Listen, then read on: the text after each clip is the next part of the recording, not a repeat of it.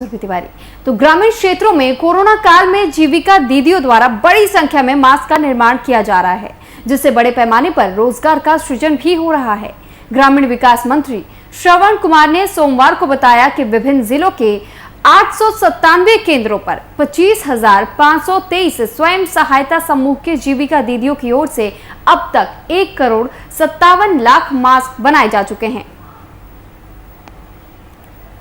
तो जीविका दीदियों ने एक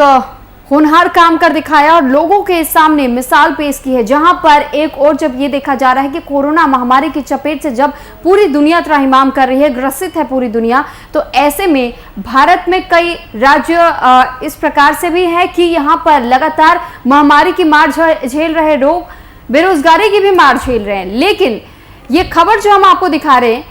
देखिए ये खबर पूरी मिसाल के तौर पर सामने आ रही है, क्योंकि यहाँ पर जीविका दीदियों ने मास्क बनाने का काम किया और अब तक 1.57 करोड़ मास्क इन जीविका दीदियों की तरफ से बनाए जा चुके हैं। तो स्वयं सहायता समूह के ये जीविका दीदियां बताई जाती हैं और ऐसे में लगातार कोशिश यही है कि जो महिलाएं बेरोजगार है, उनके घर में भी अगर कोई कमाने वाला नहीं है तो वो मास्क बनाकर भी अपना रोजगार चला रही हैं, कमाई कर रही हैं। तो एक तरीके से कमाई का जरिया भी है और वहीं दूसरी तरफ लोगों को मदद पहुंचाने का काम भी ये जीविका दीदियां कर रही हैं, क्योंकि ऐसे तमाम जिले हैं जहां पर और तमाम स्वास्थ्य केंद्र है जहां पर इन जीविका दीदियों के बनाए हुए मास्क का वितरण भी किया गया है। तो 1 करोड़ के करीब अब तक मास्क ये दीदियां देखिए बना चुकी है। आपको तस्वीरें भी दिखा रहे कि कैसे मास्क बनाए जा रहे हैं। तो पूरी तरीके से कोरोना गाइडलाइन का पालन भी यहाँ करते हुए ये सभी महिलाएं नजर आती हैं और वीडियो में भी ये साफ तौर पर देखा जा सकता है कि मास्क तो बनाया जा रहा है, खुद के चेहरे पर भी वो मास्क लगाए बिना काम नहीं करेंगी। तो ये एक तरीके का संदेश भी जारी करने की कोशिश की गई है कि अगर आप किसी संस्थान के साथ जुड़े भी हैं, अगर आप उनके लिए काम भी कर रहे हैं, तो कोरोना गाइडलाइन का पालन करते हुए आप अपने कार्य को पूरा करें। और ऐसा एक वीडियो यानी कि मिसाल के तौर पर हम इस वजह से भी कह रहे हैं कि इन्होंने हिम्मत नहीं हारी है। ऐसे वक्त में भी जब लोग महामारी की मार झेल रहे हैं, बेरोजगारी की मार झेल रहे हैं और तमाम ऐसे लोग हैं जो कि ये सोचते रह जाते हैं कि आखिर जब हम बेरोजगार हो चुके हैं तो क्या करें। लेकिन कहते हैं ना कि आपदा में भी अवसर ढूंढना, तो बस यहाँ पे वही काम किया गया है इन महिलाओं की तरफ से। जो जीविका दीदियां हैं, इन्होंने मास्क बनाने का काम शुरू किया और मास्क बनाने के तहत ही लोगों को रोजगार भी मुहैया कराए, यानी कि रोजगार सृजन करने का भी अवसर इन्होंने खुद ही निकाल लिया। आपदा में अवसर तलाशना किसे कहते हैं, ये इनसे सीख लेने की जरूरत है। तो जीविका दीदियों ने अब तक 1 करोड़ के करीब मास्क बनाए हैं और तमाम स्वास्थ्य केंद्र जो बताए जा रहे हैं वहां पर इनके मास्क का वितरण किया गया है। तमाम ग्रामीण क्षेत्रों में भी इनके मास्क का वितरण किया गया है और इसी से वो अपनी खुशी भी जाहिर करती हैं कि लोगों तक वो मदद भी पहुंचा रही है, रोजगार का भी सृजन कर रही हैं। और जिस तरीके से आपदा में अवसर इन्होंने तलाशा है, आत्मनिर्भर भारत का भी जब हम जिक्र करते हैं तो आत्मनिर्भरता किस तरीके से इन महिलाओं में देखी जा सकती है, वो आप इस वीडियो के माध्यम से खुद भी समझ सकते हैं।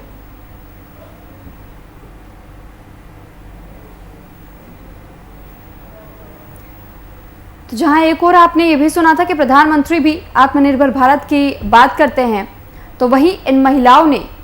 कुछ ऐसा कर दिखाया कि सभी के लिए प्रेरणा का स्रोत बन चुकी हैं आज के वक्त में और लोगों के बीच में मिसाल कायम कर रही हैं, क्योंकि इन्होंने आत्मनिर्भर होकर और रोजगार भी सृजन किया है, लोगों तक मदद भी पहुंचाने का काम किया है और साथ ही कोरोना गाइडलाइंस का पालन करते हुए वो मास्क बनाने का काम कर रही हैं। तो वीडियो भी हम आपको लगातार दिखा रहे हैं कि देखिए कैसे अब तक 1.57 करोड़ मास्क बनाए जा चुके हैं, यानी कि 1,57,00,000 का ये आंकड़ा। और इस पर अधिक जानकारी के साथ अनुप्रकाश संवाददाता हमारे साथ फोन लाइन पर जुड़ चुके हैं। अनु, जानकारी चाहेंगे आपसे कि जो महिलाओं का वीडियो है, इसमें साफ तौर पर देखा जा सकता है कि कोरोना गाइडलाइंस का पालन करते हुए ये मास्क बना भी रही हैं, रोजगार भी सृजन कर रही है, लोगों तक मदद भी पहुंचा रही है। तो आखिर ये हौसला इनके बीच में आया कैसे, क्या वो सोच थी जिसके बाद इन्होंने ये कदम उठाया? लेकिन सुरभि, जिस तरह से बिहार में जो है कोरोना काल जो है कोरोना का जो स्थिति है वो काफी भयावह होते जा रहा है, जिसको देखकर कुछ ऐसे सेविकाएं जो हैं जो कि अपने मन में विचार लाई और उन्होंने जो है लोगों को लिए जो है वो मास्क बनाने का काम कर रही हैं और साथ में लोगों के बीच ये मास्क का जो है वो वितरण भी कर रही हैं। जिस लोग जो है इससे और लोगों को जागरूक भी कर रहे हैं कि घर में रहें और हाथ को धोते रहें, सैनिटाइज करते रहें। सभी के बीच में ये मैसेज भी दे रहे हैं, ताकि उन्होंने मास्क का ये काम करना स्टार्ट किया है। जी ठीक है अनु, लेकिन अगर वही सवाल ये उठता है कि जो स्वयं सहायता जो समूह होते हैं, यहाँ पर जीविका दीदियां इन्हें कहा जा रहा है, रोजगार सृजन करने का काम कर रही हैं ये, तो क्या राज्य सरकार की तरफ से भी इन जीविका दीदियों को कुछ मदद पहुंचाई जा रही है? सरकार की तरफ से भी बहुत ऐसे जगह हैं जहां की ये जीविका दीदी को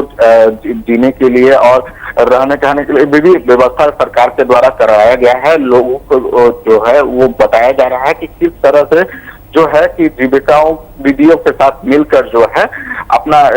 काम को जो है आत्मनिर्भर भारत, जो मोदी जी ने भी बताया था कि आत्मनिर्भर भारत बनाना है, और इन लोगों को लेकर ये काम जो है स्टार्ट किया गया था। और काम जो है इस तरह का काम सरकार के द्वारा भी इन लोगों को सहायता दी जा रही है। ठीक, बहुत धन्यवाद अनु आपका तमाम जानकारी हम तक पहुंचाने के लिए। तो अभी आपने भी सुना कि कैसे ये जीविका दीदियां जो हैं वो लगातार काम कर रही हैं और राज्य सरकार से भी ये गुहार लगा रही हैं कि जो भी उन्हें मदद उन तक पहुंचाई जा रही है उसके लिए भी उन्होंने आभार व्यक्त किया और लगातार वो काम अपना कर रही हैं। तो वहीं दूसरी ओर मुख्यमंत्री हेमंत सोरेन ने कहा है कि कोरोना की तीसरी लहर की आशंका को सरकार ने गंभीरता से लिया है। इस कारण 2 दिन के अंदर राज्य और देश के बेहतरीन शिशु रोग विशेषज्ञों के साथ वर्चुअल बैठक की जाएगी। इस बैठक में प्राप्त होने वाले सुझाव के आधार पर राज्य में बच्चों के लिए सरकार फुल प्रूफ व्यवस्था खड़ी करेगी। उन्होंने ये बात वीडियो कॉन्फ्रेंसिंग के माध्यम से सांसदों और विधायकों के साथ कोरोना संक्रमण की समीक्षा के दौरान कही है। सीएम ने कहा कि ग्रामीण क्षेत्रों के सभी आइसोलेशन सेंटर और क्वारंटीन सेंटरों की दुरुस्त करने का काम किया जाएगा। तो 14वें स्थान पर 15वें वित्त आयोग की राशि का भी उपयोग संक्रमितों के इलाज पर हो, ये भी सुनिश्चित किया जाएगा। वहीं इस दौरान बैठक में सीएम सोरेन ने झोला छाप डॉक्टरों को लेकर भी बात कही है। सीएम ने कहा है कि ग्रामीण क्षेत्र चिकित्सा सुविधाओं को बहाल किया जाएगा। तो हेमंत सोरेन लगातार कोशिश कर रहे हैं राज्य की जनता तक अपनी मदद पहुंचाने के लिए, और अब इस बीच में उन्होंने इस बात का जिक्र भी कर दिया है कि जिस तरीके से तीसरी लहर का जो जिक्र वैज्ञानिकों ने किया था, डॉक्टर्स ने तमाम किया था कि तीसरी लहर अभी भारत में आ सकती है और तीसरी लहर का प्रकोप सबसे ज्यादा जो छोटे बच्चे हैं खास तौर पर उन पर देखने को मिलेगा। जब पहली चरण आई थी तो पहले चरण के वक्त में ये कहा जा रहा था कि पहले चरण में जो बुजुर्ग थे, जो वृद्धा आयु में थे, उन पर इसकी चपेट सबसे ज्यादा थी और इसकी मार सबसे ज्यादा उन्हीं लोगों पर पड़ रही थी। लेकिन वही जब दूसरे फेज में जब हमने एंटर किया तो दूसरे फेज में ये देखने को मिला था कि कैसे जो युवा वर्ग है, युवा वर्ग पर भी कोरोना महामारी ने अपना प्रकोप दिखाया। लेकिन अब वही जब तीसरे फेज की हम बात करते हैं और ऐसे में यह कहा जा रहा है कि जो छोटे मासूम बच्चे हैं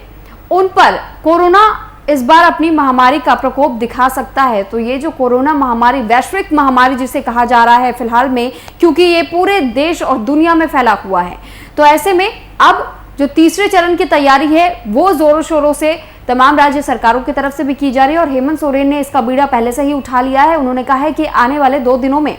वो इस पर समीक्षा बैठक करेंगे और समीक्षा बैठक के तहत कई मुद्दे इसमें उठाए जाएंगे। तीसरे चरण को लेकर के इसमें फैसला लिया जाएगा और इसी पर चर्चा करेंगे। बिहार झारखंड के संपादक कुंदन कृतज्ञ जी भी हमारे साथ लाइव जुड़ चुके हैं। कुंदन जी, आपसे ही जानना चाहेंगे कि तीसरे चरण का जिक्र जब होता है तो ऐसे में सवाल खड़े हुए थे कि डॉक्टर्स का कहना है, वैज्ञानिकों का भी यही कहना है कि तीसरे चरण में कोरोना महामारी की मार सबसे ज्यादा छोटे और मासूम बच्चों पर पड़ेगी। तो ऐसे में इसके लिए क्या कुछ तैयारी झारखंड सरकार अपनी ओर से कर रही है? देखिए, पहले चरण में जो 2020 में कोरोना संक्रमण का खतरा हुआ था, या पहले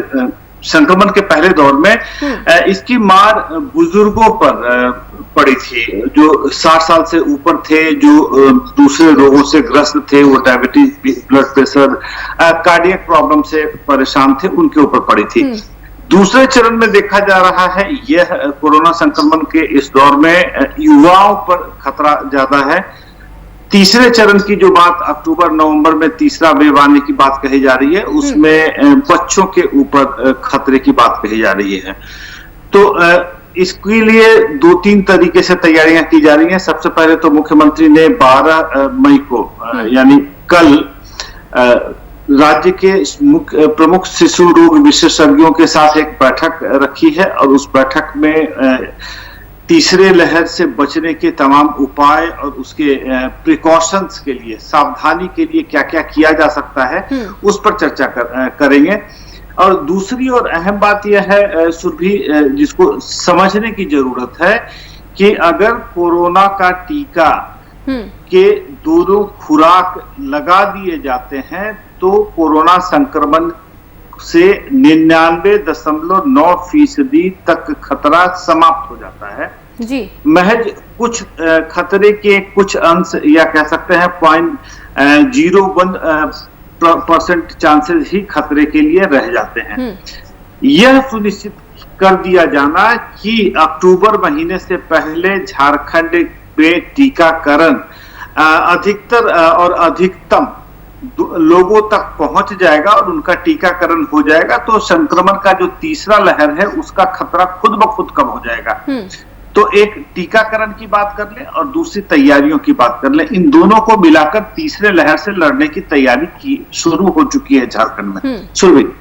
ठीक है कुंदन जी, अभी आपने वैक्सीन का जिक्र भी किया कि टीकाकरण अभियान लगातार जोरों शोरों से चलाया जा रहा है झारखंड में भी, और यही कोशिश की जा रही है कि जो युवा वर्ग को अब वैक्सीनेट किया जाना है तो उसकी प्रक्रिया को भी जल्द से जल्द समाप्त किया जा सके ताकि उनका बचाव किया जा सके। लेकिन जब तीसरे चरण की हम बात कर रहे हैं कि शिशु रोग विशेषज्ञ डॉक्टर्स के साथ भी वो वार्तालाप करेंगे, वर्चुअल बैठक बुलाई जाएगी, लेकिन जब वैक्सीन की बात आती है तो वैक्सीन अभी छोटे बच्चों के लिए उपलब्ध नहीं है। तो ऐसे में विशेषज्ञों से बात करके, क्योंकि ऐसे में ये भी देखा जाता है कि कई ऐसे झोला छाप डॉक्टर्स भी है, तो उनसे लोगों को कैसे बचाया जाए। वैक्सीन नहीं अगर छोटे बच्चों के लिए तो उसके लिए क्या कुछ तैयारी की जा सकती है? क्या इन मुद्दों को भी इस बार वर्चुअल मीटिंग में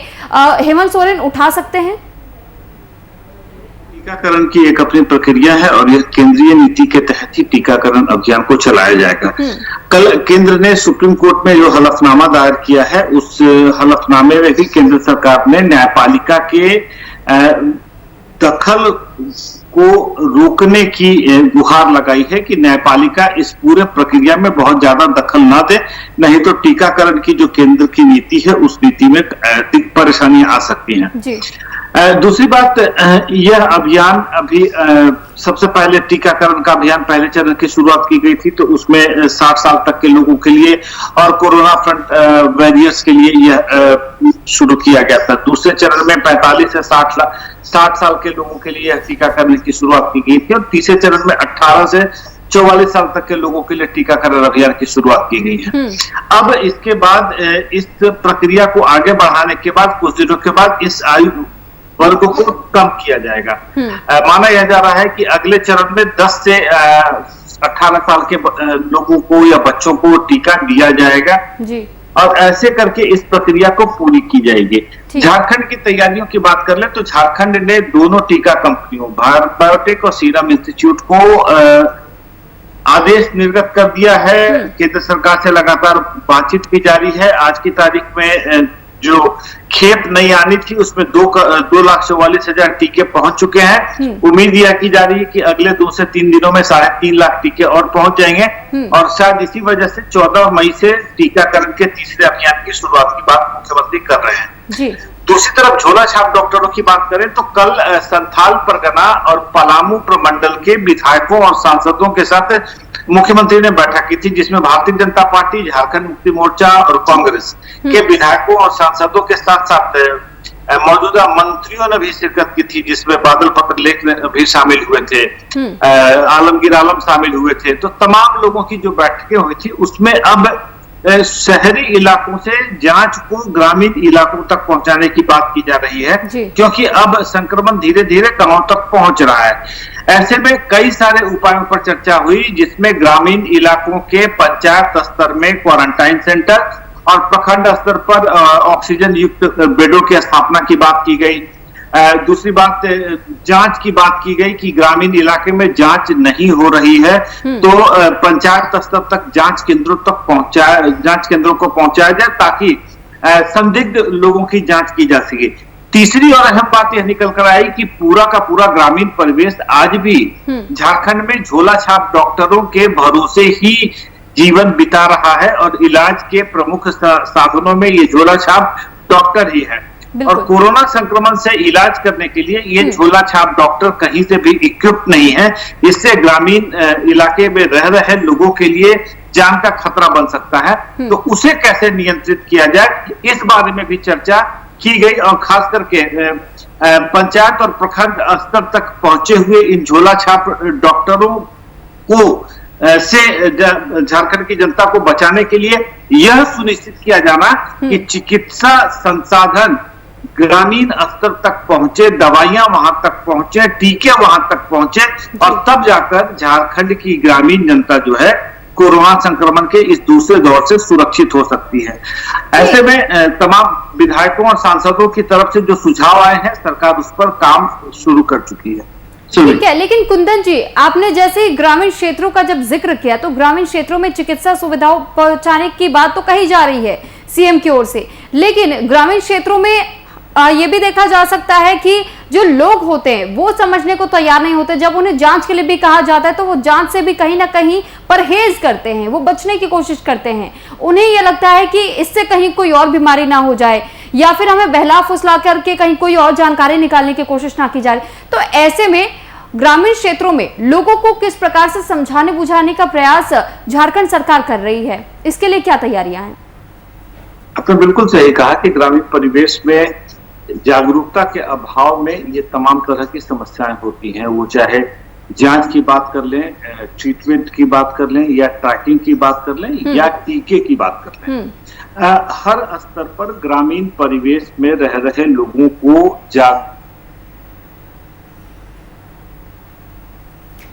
स्थिति में ही वहां पर कह सकते हैं तमाम तरह की समस्याएं जो हैं वह उत्पन्न होकर आती हैं। जी। अब जो स्थिति है, जागरूकता फैलाने के लिए कल जिन सांसदों और विधायकों के साथ बैठक हुई है, उसमें यह बात सामने निकल कर आई है कि अब जागरूकता की इस लहर को जागरूकता फैलाने के लिए ग्रामीण परिवेश का भी इस्तेमाल करना जरूरी है, क्योंकि शहर के तमाम लोग कोरोना को लेकर जागरूक हो चुके हैं, टीके की उपयोगिता और गुणवत्ता समझ चुके हैं, टीके की जरूरत समझ चुके हैं। अब यही जागरूकता ग्रामीण परिवेश तक के लोगों को पहुंचाने की जरूरत है। देखिए, झारखंड कई मामलों में संघर्ष करता रहा है। अगर हम बात करें तो यहाँ के सुदूर इलाके में रह रहे आदिवासियों के बीच में शिक्षा का घोर अभाव देखा गया है और ऐसे में इन्हें जागरूक करना थोड़ा कठिन हो जाता है। अब पुरानी परंपराओं से और ग्रामीण परिवेश में जिन परंपराओं से लोगों को खबरें एक दूसरे तक पहुंचाई जाती थी, उसी तरीके से पहुंचाने की कोशिशें की जा रही हैं। अब साथ ही साथ भौगोलिक स्थिति झारखंड की जो है, सुदूर पहाड़ी इलाकों में बसे हुए पहाड़ों पर 10-5 घरों के जो गांव होते हैं, उन गांवों तक इस संदेश को और जागरूकता को पहुंचाना थोड़ा कठिन और विषम काम तो जरूर है, लेकिन सरकार के पास अब कोई दूसरा विकल्प बचा नहीं है और ऐसी स्थिति में सरकार की भी जरूरत है कि इन तमाम इलाकों तक जागरूकता फैलाई जाए। जो बातें होती रही हैं, टेस्टिंग, ट्रैकिंग, ट्रीटमेंट और टीका, ये चौथे टी तक की बातों को ग्रामीणों को समझाने की जरूरत है और उम्मीद यह की जा रही है कि ग्रामीणों को उनकी भाषा में उनके हिसाब से अगर समझाया जाएगा और खास करके स्थानीय जनप्रतिनिधियों का सहारा लेकर अगर उन तक बातें पहुंचाई जाएंगी तो यह काम ज्यादा आसान और कम समय में पूरा किया जा सकता है। सुरभि, ठीक है। कुंदन जी, वहीं जब ये बात होती है कि सीएम हेमंत सोरेन ने कई बातों का जिक्र किया और उसके बाद से वो समीक्षा बैठक भी लगातार कर रहे हैं, ग्रामीण क्षेत्रों पर भी हमने चर्चा कर ली, लेकिन लगातार अब भी ऐसी खबरें सामने आती है कि झोला छाप जब डॉक्टर्स की हम बात करते हैं तो वो अपनी ओर से और ज्यादा अफवाह फैलाने की कोशिश करते हैं लोगों में, और वो कहीं ना कहीं चाहे क्योंकि वैक्सीन से भी जुड़ी हुई देखिए अफवाहें कई सारी सामने आई थी, उसके बाद से झोला छाप डॉक्टर्स की तरफ से ये भी कोशिश की जाती है कि लोगों से किस प्रकार से पैसे ऐंठे जाए, कालाबाजारी कैसे की जाए। तो इस पर किस तरीके से रोक लगाने की कोशिश झारखंड सरकार कर रही है? देखिए, झारखंड सरकार ही नहीं पूरे देश में झोला छाप डॉक्टरों की वजह से लोगों की जान पर खतरा बरकरार रहता है, और इसको लेकर झारखंड ने भी कई सारे अभियान चलाए हैं। स्वास्थ्य महकमे ने कई सारे अभियान चलाए हैं, NRHM की तरफ से अभियान चलाया गया है। लेकिन झोला छाप डॉक्टर झारखंड की नसों में इस तरीके से समाये हुए हैं कि उन्हें पूरी तरीके से अभी तक निकाला नहीं जा सका है। और इनके पूरे मोडस ऑपरेंडी को अगर समझने की कोशिश करेंगे सुरभि, तो एक बात सामने निकल कर आती है कि झोला छाप डॉक्टरों की दुकानदारी केवल और केवल इस वजह से चलती है कि गरीबी, अज्ञानता और अशिक्षा, इन तीन फैक्टर्स जहां उपलब्ध रहेंगे वहां झोला छाप डॉक्टरों की दुकानदारी खूब धड़ल्ले से चलेगी। अब सवाल यह उठता है कि जो रजिस्टर्ड या प्रैक्टिशनर डॉक्टर्स हैं, उनकी फीस यह ग्रामीण नहीं बियर कर पाते, तो उनकी कोशिश होती है कि सस्ता इलाज ढूंढा जाए, और सस्ता इलाज ढूंढने के क्रम में ही झोला छाप डॉक्टरों की दुकानदारी चल पाती है। दूसरी बात कर लें कि ये अपने आसपास ही जो आदिवासी हैं या झारखंड की जो जनता है, वो अपने आसपास ही ऐसे डॉक्टरों के या ऐसे चिकित्सकीय परामर्श दे पाने वाले लोगों की तलाश करते हैं, तो वो झोला छाप डॉक्टरों के रूप में उनके सामने उपलब्ध होता है। तो कुल मिलाकर स्थिति यह है कि झोला छाप डॉक्टरों को निकाल पाना या उनकी पहचान सुनिश्चित करना और फिर उसे पूरे सिस्टम से वाइप आउट करना थोड़ा सा कठिन है, लेकिन चुनौतियां हैं, चुनौतियों के साथ लड़ा जा रहा है, और कोशिश यह की जा रही है कि कम से कम कोरोना संक्रमण के इस काल में ग्रामीण अगर कोई कोरोना संक्रमित होते हैं या झारखंड के अंतिम पायदान पर बैठी कोई जनता अगर कोरोना संक्रमित होती है, तो इन झोला छाप डॉक्टरों के जरिए उनका इलाज ना हो, उनका इलाज बिल्कुल जो स्टैंडर्ड ऑपरेटिंग प्रोसीजर्स हैं, जो स्टैंडर्ड ऑपरेटिंग प्रोटोकॉल्स हैं, उसके तहत हो, अनुभवी डॉक्टरों और चिकित्सकों की टीम के साथ हो, और तमाम सुविधाओं के साथ हो, ताकि किसी तरीके की परेशानी होने के बाद भी उन्हें उनकी जिंदगी को बचाया जा सके। लेकिन कुंदन जी, जब झारखंड सरकार, आपने भी कहा कि लगातार कोशिश तो करे, चाहे झोला छाप डॉक्टरों से लोगों को बचाने की कोशिश की जाए, चाहे उन तक संसाधन पहुंचाने की कोशिश की जाए, चाहे चिकित्सा पहुंचाने की कोशिश की जाए, जब हम बच्चों का जिक्र करते हैं कि तीसरे चरण जब आएगा तो वो विकराल रूप ले सकता है, क्योंकि बच्चों पर यह हावी होगा, और बच्चों पर जब हावी होता है तो ऐसे में जो उनके माता पिता होते हैं वो भी उस वक्त में अपना मानसिक संतुलन जो होता है वो अपना खो देते हैं, वो कई बार को हड़बड़ा जाते हैं। तो ऐसे में क्या ये जरूरी नहीं होगा कि तीसरे चरण में बच्चों का ख्याल रखने के साथ साथ माता पिता अपना भी ख्याल रखे, घबराए नहीं, और बच्चों को भी सही सलाह दे कि कैसे क्या करना है, कितनी देर तक हाथ धोना है, अपने आप को कैसे सुरक्षित रखना है? देखिए सुरभि, तीसरे चरण से अभी बहुत घबराने की जरूरत नहीं है। टीकाकरण जिस रफ्तार से चल रहा है, आपको एक अच्छी खबर दे दें कि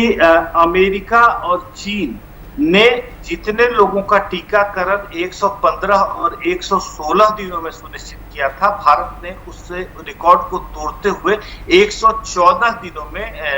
लगभग अमेरिका और चीन के उस रिकॉर्ड को तोड़ दिया है। तो जाहिर सी बात है, टीकाकरण का अभियान हमारे देश में बहुत तेजी से चलाया जा रहा है। अब इस बीच में जो परेशानियां आ रही हैं उनसे जूझते हुए इस अभियान को चलाया जा रहा है। अगर हम यह सुनिश्चित कर लेते हैं तीसरे चरण के आने के पहले कि अधिकतम भारतीय को और टीका मुहैया करा दिया जाएगा, क्योंकि जो खबरें आ रही हैं, 2 टीका पहले से मौजूद थे, कोवैक्सीन और कोविशील्ड। स्पुतनिक 5 की लगभग 6 लाख खुराक आ चुकी है भारत में। इस महीने में 30 लाख खुराक आनी है। 2 अन्य कंपनियों ने भी टीके के अंतिम ट्रायल के अंतिम चरण में प्रवेश पा लिया है, उन्हें भी बहुत जल्दी टीके की अनुमति मिल जाएगी। तो बहुत तेजी से काम चल रहा है। ऐसे में उम्मीद यह की जानी चाहिए कि तीसरे चरण के पहले अधिकतर और अधिकतम भारतीयों का अगर हम टीकाकरण सुनिश्चित कर दें तो तीसरा चरण हमारा कुछ नहीं बिगाड़ सकता, उससे घबराने की जरूरत नहीं है, क्योंकि टीका ही एकमात्र उपाय है और उस टीके से ही हम तीसरे चरण में प्रवेश पाने से अपने आप को रोक चलिए सकते हैं। तो ठीक, जाहिर बहुत सी बात है, धन्यवाद कुंदन जी इससे आपका हमारे साथ जुड़ने के लिए और तमाम जानकारियां हमसे साझा करने के लिए। तो ये कहा जा रहा है कि शिशु रोग विशेषज्ञों के साथ भी वर्चुअल बैठक करेंगे हेमंत सोरेन और इस पर भी विचार विमर्श किया जाएगा। हेमंत सोरेन लगातार ये कोशिशें कर रहे हैं कि वर्चुअल बैठकों के माध्यम से ये सुझाव सामने रखा जा सके और इस पर चर्चा की जा सके कि कैसे झारखंड में कोरोना को पूरी तरीके से खत्म किया जा सकता है। इस पर लगातार राज्य सरकार काम कर रही है। फिलहाल इस बुलेटिन में इतना ही। अब बने रहिए VIP न्यूज के साथ। नमस्कार।